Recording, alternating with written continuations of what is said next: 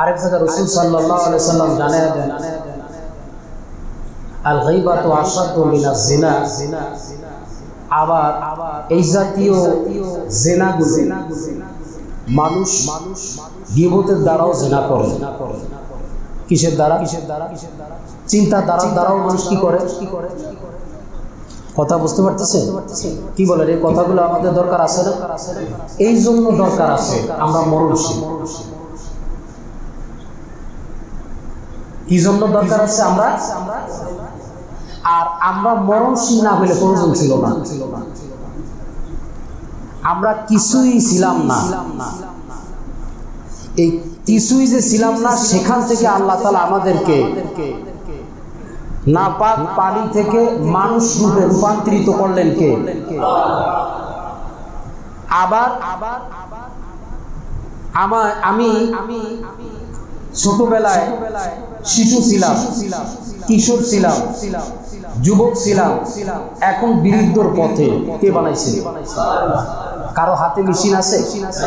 যদি কারো হাতে মেশিন থাকতো তাহলে মানুষ টাকা দিয়া হইলেও কইতো যে আমি যে অন্তত পক্ষে বৃদ্ধ না। কথা বলেন।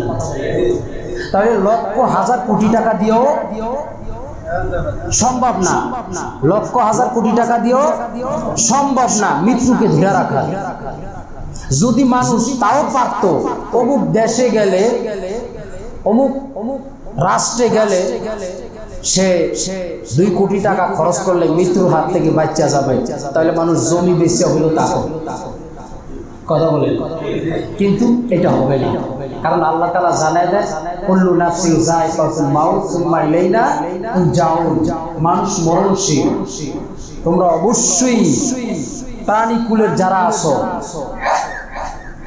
মাদ্রাসার আকায়েদ ফিকার ভিতরে এই সমস্ত কথাগুলো আছে।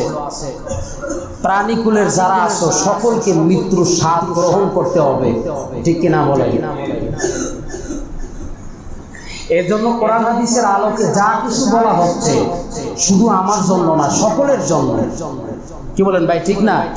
কারণ হলো দুনিয়াতে কেউই রোগ নিয়ে বাঁচতে চায় না। কি বলেন? আপনি আলাপ করে দেখেন, অনেকেই রোগের চিকিৎসার জন্য লক্ষ লক্ষ টাকা খরচ করছে। ঠিক কিনা? আমাদের দেশীয় একজন, সে সিঙ্গাপুরে ছিল 2 বছরের মতো, প্রায় 8 কোটি টাকা খরচ করছে। কয় কোটি টাকা? 8 কোটি টাকা খরচ করছে চিকিৎসার জন্য।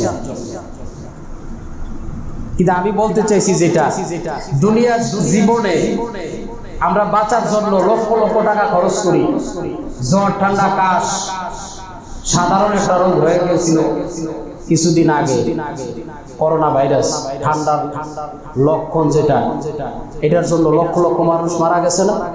বাঁচার জন্য কত চেষ্টা করছে না? প্যাকেটের ভিতরে সে অনেক চেষ্টা করছে, মানুষের যে কোনো কারণবশত হোক রোগে আক্রান্ত হয়েছে যাতে বাঁচতে পারে, কিন্তু তার মধ্য থেকেও সে চলে গেছে। কি বলে? ঠিক না? আবার রোগাক্রান্তর মধ্য থেকেও আল্লাহ অনেকে বাঁচিয়ে দিয়েছে। বলেন সুবহানাল্লাহ।